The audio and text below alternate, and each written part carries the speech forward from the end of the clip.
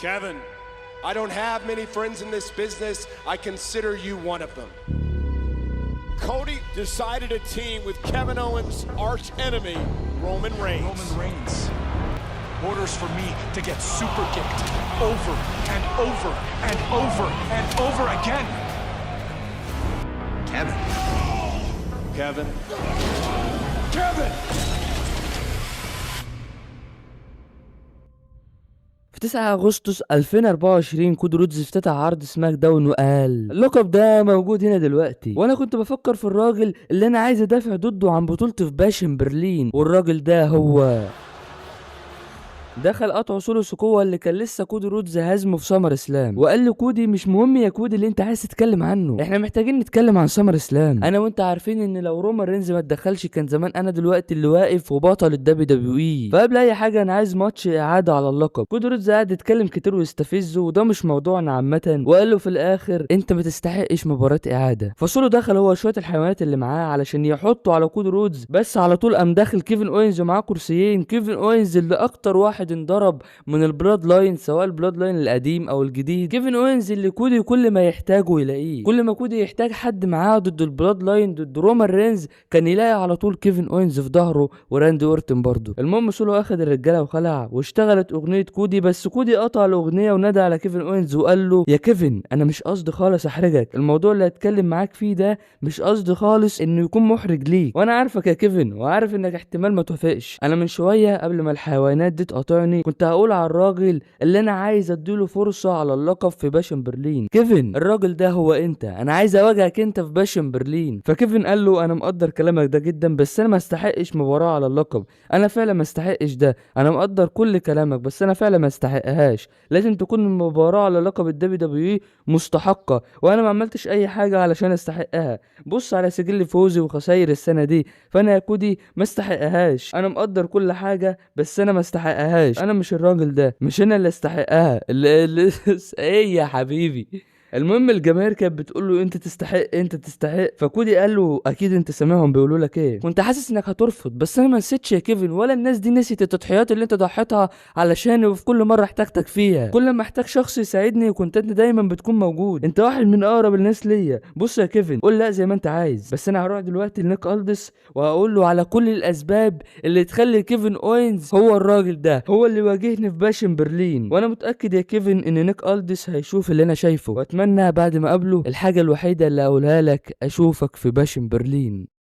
تمام يا كودي تمام يا جدعان، انا ما استحقهاش، انا ما استحقش ده، انا ما عملتش اي حاجه خالص علشان استحقها. كيفن انت ما شفتش اللي حصل مع راندي اورتن في الرو؟ راندي اورتن هيلعب على لقب الوزن التقيل في الرو. كيفن قال له تمام ده عادي، لان راندي اورتن يستحق فعلا المباراه دي بسبب اللي حصل معاه في الكينج اوف ذا رينج، انما انا ما عملتش اي حاجه علشان استحق المباراه دي. بصوا بقول لكم ايه، ده خلاف بقى بينكم وحلوه، انا ماليش دعوه، انا مستني رومان رينز الليله علشان اناقش معاه مباراه الاعاده على اللقب ضد كودي رود. كيفن قال له ايه انت بتقول ايه، مباراه اعاده انت بتهزر، انت عايز تدي فرصه رومان رينز على اللقب؟ بص انا ما استحقش الفرصه دي فعلا، بس رومان كان بطل لاكتر من 1300 يوم يابا، انا ماليش دعوه بالكلام ده، انا مالي هو قاعد قدام البطوله، هو ليه بقى يستحق المباراه دي؟ ليه بقى؟ علشان قانون مباراه الاعاده؟ طيب ليه ما طبقتوش القانون ده معايا زمان؟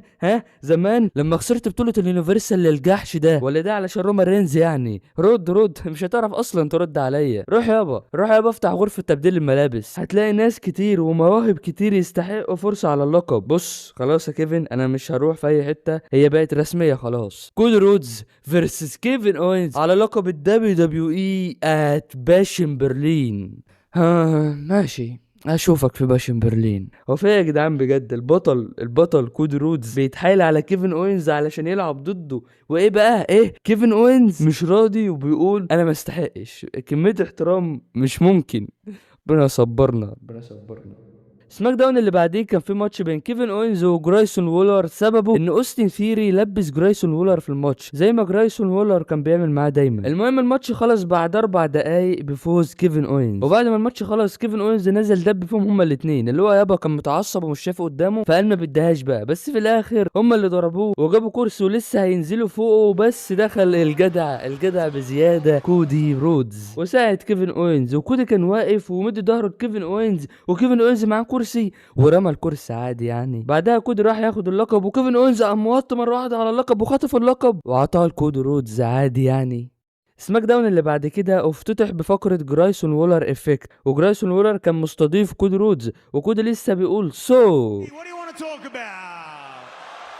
خلاص يا كودي خلاص عرفنا كل الكلام ده، اصل كل حاجه هنا خلاص بقت متعلقه بكودي رودز، هي دي الحقيقه، ده كودي بطل القصه بطل الدبليو دبليو اي. بس يا كودي خد بالك شويه الاغبياء دول مش عارفين حقيقتك، بس انا عارفك كويس وعارف انك شخص اناني وكل اللي يهمك هي بطوله الدبليو دبليو اي. اصل معلش يعني كم مره اصحابك كيفن اوينز وراندي اورتن انضربوا بسببك وانت في الاخر اللي بتاخد كل الشكر والاهتمام وكل حاجه. اي نوع من الصحاب انت يا كودي؟ انت اناني. كودي قال له خلاص خلصت كلامك، انا يا عم صديق سيء، هو ده اللي انت عايز تقوله، هو ده اللي عايز توصله، تمام. تعالى بقى نتكلم عن صحابي، وبما انك جبت سيره كيفن اوينز يلا بينا نتكلم شويه عنه. كيفن اوينز هو خصم في باشن برلين، وانا متخيل انك معتقد ان اعطيت فرصه لكيفن اوينز على اللقب كصدقه، صح؟ انت معتقد كده، ولكن في الحقيقه لا، علشان لو حطيت قائمه لنجوم سماك داون على الحيطه وتسال نفسك هل كيفن اوينز يهزم ده او ده او ده، الاجابه هتكون ايوه يقدر يهزمهم، وربما هزمهم بالفعل قبل كده. كيفن اوينز كان بيقاتل البلاد لاين قبل ما ارجع للدبليو دبليو اي، وتعرض لضرب شديد جدا من البلاد لاين وعمره ما وقف ابدا عن القتال. وفي الحقيقه انا ما كنتش هبقى قاعد قدامك دلوقتي وبطل الدبليو دبليو اي لولا كيفن اوينز، بس انا عمري ما استغليت كيفن اوينز. انت بقى هل تقدر تقول نفس الكلام ده؟ يعني قصدي علاقتكم انتوا الاتنين ببعض هل هي علاقه صداقه حقيقيه ولا انت بتستغل اوستن ثيري؟ وكمل كودي كلامه وقعد يسخن شويه في اوستن ثيري، وفي الاخر جرايسون وولر قال له احنا جمعنا لك شويه حاجات كده من اللي كيفن اوينز عملها، بص على الشاشه كده، وعرض له على الشاشه 5 مرات كيفن اوينز بيغدر باصحابه. اول مره غدر بسامي زين في الNXT، ثاني مره غدر بجون سينا لما سينا اداله الامان، ثالث مره لما غدر بكريت جيركو في 2017 يا اخي فكرتونا، رابع مره لما غدر بكوفي كينجستون في 2019،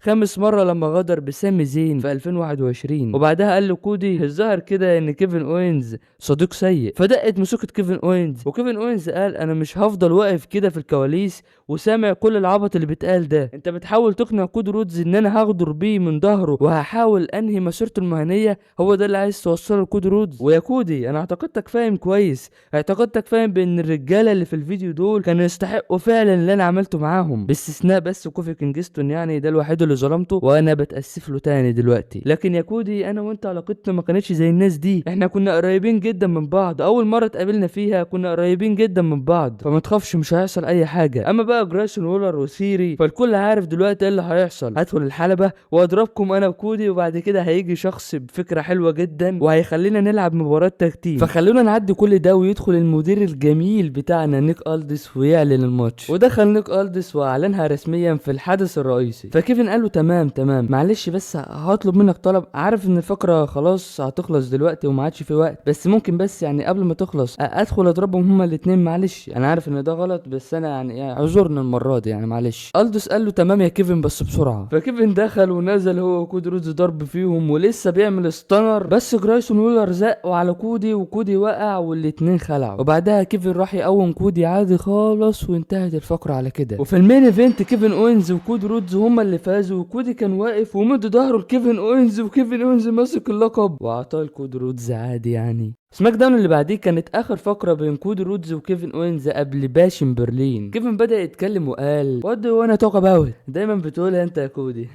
بص يا كودي في حاجه مهمه عايز اكلمك فيها، واعتقد انك مش هتحب ده، بس انا عايز اتكلم عن جولتك الاخيره في المانيا وان ركبتك اتصابت في العروض المحليه. لا لا لا لا, لا انا ركبتي تمام ما فيهاش اي حاجه. خلينا نتكلم على اللي حصل الاسبوع اللي فات بعد ما هزمنا اوستن ثيري وجرايسون وولر. ايه اللي حصل بعدها؟ اللي حصل بعدها انا استغربت شويه، انت عطيتني اللقب بس بالنسبه لكتير من الناس كانوا شايفين انك كنت هتضربني من ظهري لولا انا لفيت. بص يا كيفن انا مش بتهمك بحاجه خالص، بس مع سجلاتك اللي احنا شفناها الاسبوع اللي فات فانا عايز اسالك سؤال بس مش اكتر، انت ناوي على ايه بالظبط؟ ايه يا كودي انت بتهزر ولا ايه؟ سجل ايه وتاريخ ايه والزفت ايه؟ زي ما قلت لك الاسبوع اللي فات ان كل الناس اللي كانوا في الفيديو يستحقوا اللي انا عملته فيهم ما عدا بس كوفي كينجستون، وللمره الثانيه بقول له انا اسف ام سوري، ولكن الباقي كله كان يستحق. اما انا وانت فاحنا علاقتنا كويسه جدا من اول يوم شفنا فيه بعض، وحتى من قبل ما اعرفك يا كودي. انت عارف العلاقه اللي بيني وبين ابوك داستي رودز كانت عامله ازاي، فانت ازاي شاكك ان ممكن اغدر بيك؟ ازاي وليه اصلا اعمل فيك كده؟ ليه؟ هقول لك ليه. انت ممكن تكون متضايق شويه لان زي ما انت عارف في 2015 2016 لما سبت الشركه ودخلت في حاجات كتير جدا انت دخلت فيها قبلي، وصاحبت ناس انت كنت مصاحبهم قبلي، وكل التغيير اللي حصل والنهضه اللي حصلت في عالم المصارعه، فحاسس ان كيفن اوينز ما تقدرش كفايه، وحاسس ان انا اللي اخدت كل التقدير، فحاسس ان دي حاجه ممكن جدا تضايقك مني. تمام يا كودي، انا مش عارف بجد اقول لك ايه على الكلام ده، بس عارف ليه انا مش ممكن اعمل فيك كده؟ لان انا مش محتاج اضربك من ظهرك ضربه رخيصه، مش محتاج ده، لان زي ما قلت لك ركبتك اتصابت في الجوله اللي اتعملت هنا في المانيا، فانا عارف ان انت مصاب. اخبارك بتجيلي لحد عندي كل شويه، حد يقول لي كودي عند الدكتور، كودي راح، كودي جه، كودي بيعرج وهو ماشي، كودي في غرفه التاهيل. فلو انت مش هتدخل المباراه بكره وانت في حاله ممتازه وهتكون في حاله سيئه، فانا بقول ملهاش لازمه المباراه اصلا. يا كيفن انا ركبتي سليمه 100%. ايه اللي انت بتقوله ده؟ انت دلوقتي بتحاول تعمل اللي انت بتعمله من 3 اسابيع لما انا عرضت عليك المباراه وانت كنت بترفض. هو انت ما زلت معتقد انك ما تستحقش فرصه على اللقب؟ لا لا لا، الموضوع ملوش علاقه خالص بالكلام ده. بس يا كودي لو افترضنا ان ركبتك سليمه 100%، ليه بقى ما قعدتش عليها وانت داخل زي ما بتعمل دايما؟ طيب تحب تعرف ليه انا مش عايز العب الماتش ده وانت مش بكامل لياقتك البدنيه؟ هقول لك ليه. لان امبارح كانت الذكرى السنويه الثامنه بفوزي ببطوله اليونيفرسال، وانا فاكر الليله دي كويس جدا، وفاكر اللي حصل فيها لما فزت باللقب. وقتها بدل ما الناس تهتف لي وتقف معايا، الناس كانت بتقول لي انت ما تستحقش تكون البطل، والسبب الوحيد لفوزك هو تريبل اتش وبس. والناس وقتها شويت فترتي باللقب، ومن يومها وانا بزعل جدا كل ما افتكر كل ده. دلوقتي بقى خليني اسالك سؤال، لو انت دخلت الماتش ده بكره وانت مصاب، ايه اللي الناس هتهتف بيه ليا لما اهزمك وابقى انا البطل؟ لما تهزمني، انت سامع نفسك بتقول ايه؟ لما تهزمني كيفن انا ركبتي سليمه 100%، وانا مستعد لك بكره بنسبه 100%، وانت بتكلمني دلوقتي بكل ثقه. بس دي مش ثقه، ده غضب. انا كمان كنت غضبان منك لانك كنت عارف عودتي للشركه هنا بتمثل ايه، وانا سبت كل اصحابي وجيت هنا لوحدي وما عرفتش اجيب حد معايا، ورجعت في راس المنيا 36، ودي كانت اكبر ليله في مسيرتك المهنيه لما كنت بتلعب ضد ستون كولد ستيف اوستن. وفي اليوم اللي بعدها على طول كنت مستنيك تيجي تحتفل معايا بعودتي، بس انت ما جيتش يا كيفن، ودي حاجه زعلتني جدا. كيفن انا بحبك بجد. انا ما عنديش صحاب كتير هنا، بس انت واحد من اهم اصدقائي. وفي شخص واقف قدامي في الحلبة قبل كده وسألني نفس السؤال اللي انا هسأله لك دلوقتي. بكره في باشن برلين انا ههزمك، بس بعد ما هزمك هل هنفضل صحاب زي ما احنا؟ بعدها كيفن اوينز رمى المايك وقال له كلمتين في ودنه ومشى، وانتهت الفقرة الغريبة دي على كده. وفي باشن برلين بدأت المباراة باحترام، والماتش كان كويس جدا لحد ما في نهاية المباراة كودي رودز مسك ركبته، وكيفن اوينز كان لسه يستغل ده ويضرب كودي رودز، بس رجع في كلامه، وفي الاخر كودي فنش وفاز، وسلموا على بعض وحضنوا بعض، وكودي رودز بيرفع ايد كيفن، فكيفن بيقول له لا يا عم عيب عليك، وهو اللي يرفع ايده يعني.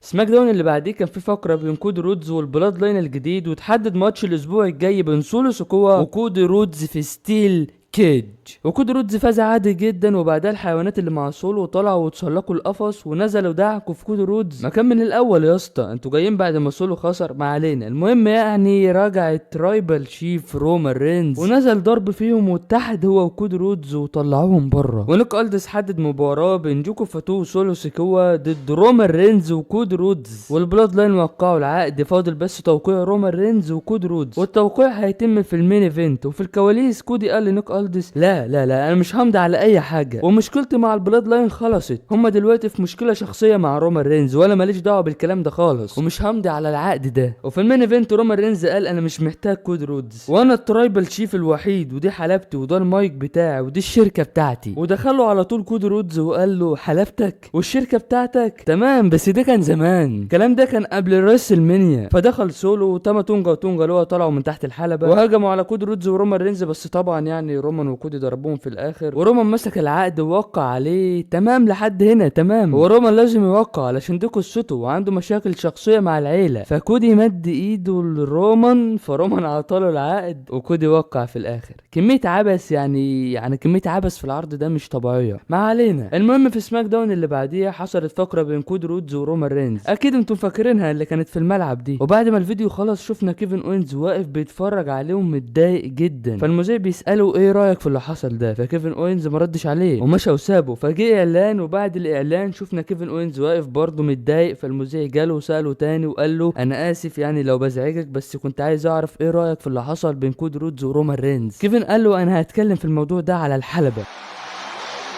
وطلع كيفن اوينز على الحلبة وهو متضايق جدا، وقال من الواضح ان سؤال المذيع ليا مرتين ورا بعض في اقل من 10 دقايق خلى الناس تسأل ومحتاجين يعرفوا ايه موقفه من اللي حصل بين كودي ورومان، وايه رأيه في تعاون كودي رودز مع رومان رينز. بعد كل اللي حصل في السنين دي كلها، علشان اكون صادق معاكم، ما كملش كلامه ودخل على طول البلاد لاين. طلعوا قمح ورجوا كده ولفوا بالبكره، وقعدوا يهوهوا شويه ودخلوا نزلوا ضرب في كيفن اوينز. كيفن اوينز ما عملهمش حاجه، هو كده، هو كيفن اوينز في الحلبه البلاد لاين بيزيطوا. فالدي اي واي دخلوا يساعدوا كيفن اوينز، تقريبا كانوا في عداوه مع البلاد لاين وقتها. المهم يعني اتحدد ماتش 3 ضد 3 في الحدث الرئيسي. وفي المين ايفنت الدي اي واي انطحنوا في الكواليس، انطحنوا يا اسطى في الكواليس قبل الماتش، والبلاد لاين دخلوا لكيفن لوحده. فدخلوا ستريت بروفيتس علشان يساعدوا كيفن اوينز، ولعبوا هم الماتش بدل الدي اي واي، والماتش خلص بالدي كيو، وكملوا ضرب في بعض والبلاد لاين مسيطرين. فدخلوا الدي اي واي وانضربوا هم كمان، وكيفن اوينز بينطحن كالعاده من البلاد لاين. فيدخل اخيرا اللي مستنيه من بدري كودي رودز بالكرسي، وضربهم كلهم يا اخي، وواقف مد ظهره لكيفن اوينز، وكيفن اوينز اخد الكرسي وبيستعد علشان يضرب كودي رودز، بس رمى الكرسي عادي يعني. وكودي مديله ايده علشان يسلم عليه، وكيفن اوينز يسلم عليه وهو متضايق كده، وخلص العرض على كده. سماك داون اللي بعديه راندي اورتن افتتح العرض واتكلم عن كودي رودز وتعاونه مع رومان رينز، وقال له انه عايز تفسير من صديقه كودي رودز. فكودي دخله وعطاله شويه مبررات تعبانه، اللي هو يا راندي انا لو ما وافقتش هبان اني جبان ومش عارف ايه. فراندي اقتنع يعني وسلموا على بعض. فدخلهم كيفن اوينز وهو متعصب ومسك المايك ولسه هيتكلم، بس قطعوا الخرا سولو. انا عرفت من سولو في العداوه دي، وسولو كان بيحاول يوقع بينهم. فكيفن اوينز قال له مفيش حد مهتم باللي انت بتقوله، فياريت تخلص وتقفل بقك الغبي ده، واستعدوا بقى علشان تواجهونا في ماتش تاج تيم الليله. بالظبط كده، دي مش هتبقى مجرد مباراه عاديه، في 3 مننا واقفين هنا. ثواني انا مش قصدي خالص اهانه لاي حد، بس انت عندك ماتش تاج تيم ضدهم في باد بلاد، وبقى معاك شريك تاني خلاص. بس الليله انا بتكلم عن مواجهه سولو سكوا وجيكو فاتو ضدي انا وراندي اورتن. وكودي رودز كان واقف كده ومتضايق، وانتهت الفقره على كده. انا مبسوط يا جدعان، انا مبسوط. الجو منعش وجميل، انا في غايه السعاده. وبعدها في الكواليس راندي اورتن وكيفن اوينز كانوا قاعدين، وجالهم كود رودز وقال لهم الظاهر كده ان في مشكله ولازم نتكلم. كيفن قال له ايوه في مشكله، بس ده مش وقتها، احنا داخلين على ماتش مهم كمان نص ساعه. فكودي قال له تمام هنتكلم سريعا بس. فكيفن قال له بقول لك الوقت ده مش مناسب، ويا ريت ما تتدخلش وتساعدنا في الماتش ده لاننا مش محتاجين مساعدتك. وكيفن مشى، وراندي اورتن قال لكودي ما تزعلش منه، هو بس متضايق شويه وهيبقى كويس، واحنا داخلين على ماتش يعتبر 2 ضد 4، فلو لقيتنا محتاجين مساعده ادخل ساعدنا. فكودي قال له تمام. وفي المين ايفنت حصل المتوقع واتدخلوا الحيوانات اللي مع سولو. فدخل كودي رودز علشان يساعد راندي اورتن وكيفن، فجيكوب ضربه ورماه فوق، فخبط في الحكم والحكم وقع، وكيفن اوينز بيثبت سولو بس مفيش حد يعد. وبعدها جيكوب ضرب كيفن اوينز والحكم فاق، وسولو ثبت كيفن اوينز وفازوا. وبعد الماتش كودي راح لكيفن، فكيفن قعد يزق فيه كده وزعق معاه اللي هو يا عم احنا خسرنا بسببك وبتاع، وراندي بيحوش بينهم ويهدف كيفن اوينز. فكيفن اوينز قام حاضن كودي رودز عادي يعني. وانتهى العرض على كده. وبعد انتهاء عرض باد بلاد شفنا فيديوهات من تصوير الجماهير وكودي رودز واقف مع كيفن اوينز، وفجأة كيفن اوينز ينزل ضرب في كودي رودز. الله يا بلادنا، الله يا بلادنا، الله يا بلادنا، الله يا بلادنا، الله اكبر، الله اكبر، الله اكبر. الحمد لله يا رب،